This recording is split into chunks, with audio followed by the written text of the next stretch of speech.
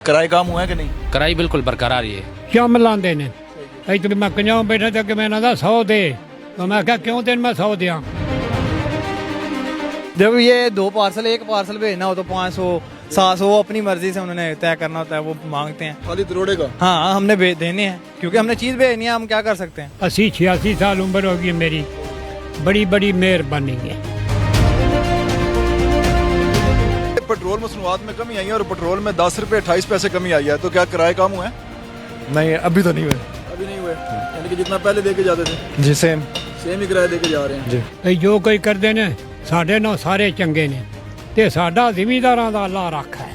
ਤੇ ਨਦੇ ਇੱਕ ਵੈਗਨ ਤੋਂ ਲੱਥਾਂ ਉਹ ਆਂਦਾ 150 ਪਰਾਂ ਸਾਡੇ ਘਰ ਵੀ ਨੇ ਤੇ ਦੂਜੀ ਤੇ ਮੈਂ ਬੈਠਾ ਤੇ ਉਹ ਫਿਰ ਨਾ ਉਹਨੇ 50 ਲਾਏ ਨੇ। क्या किराए में कमी आई है? नहीं भाई, ऐसा कुछ भी नहीं है कि बंदा के पेट्रोल का कम होने से किराया कम हुआ है, ऐसा कुछ भी नहीं। नहीं, कोई कमी नहीं आई बकायदा के, हालांकि पेट्रोल कम हुआ है लेकिन किराए कम नहीं हुए। ਉਹ ਨਹੀਂ ਜੇ ਹੁਣ ਪੈਟਰੋਲ ਘਟਿਆ ਤਾਂ ਕਿਰਾਇਆ ਵੀ ਤਾਂ ਘਟਣਾ ਚਾਹੀਦਾ।